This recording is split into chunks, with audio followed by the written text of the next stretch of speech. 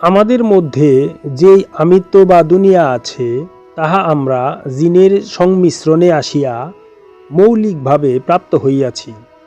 ইহাই আমাদিগকে আল্লাহর আদেশ নির্দেশ পালনে অমনোযোগী করিয়া তোলে। ইবলিস সম্পর্কে এই তথ্য উল্লেখ করিয়া কোরআনে আমাদেরকে প্রশ্ন করা হচ্ছে যে, জিনগণের শত্রুতার এই তথ্য নবীর মাধ্যমে জানিবার পরও জিনগণকে বন্ধুরূপে গ্রহণ করা আমাদের উচিত হবে কি? আমাদের মনের মধ্যে অবস্থিত আমাদের জিন ভাবটি আল্লাহর পথের দুশমন।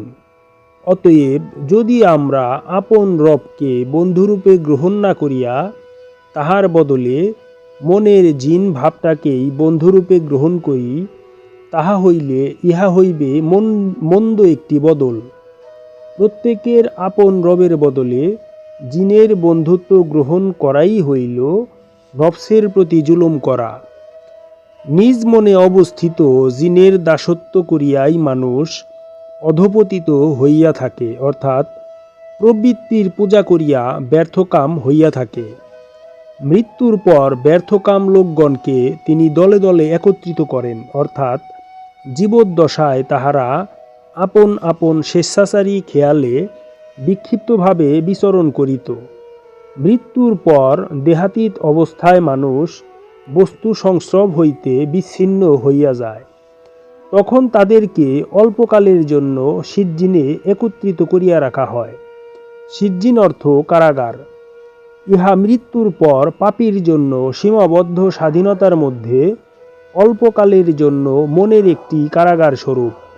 মৃত্যুর পরে অপরাধী লোকগণকে তাহাদের জিন পূজার অপরাধ সম্বন্ধে আল্লাহ পাক প্রত্যক্ষভাবে তাদেরকে জিজ্ঞাসাবাদ না করিয়া ফেরেশতাগণকে কেন জিজ্ঞাসা করিতেছেন?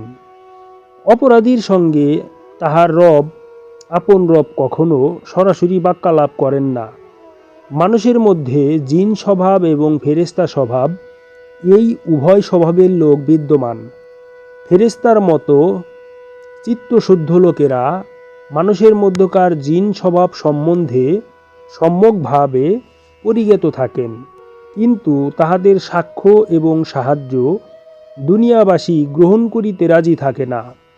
সুতরাং জীবদ্দশায় লোকেরা তাহাদের জিন স্বভাবের অপরাধ সম্বন্ধে শুদ্ধ ব্যক্তিগণের নিকট হইতে অবগত হইতে পারিয়াও তাহা পরিত্যাগ করিতে চেষ্টা করে না।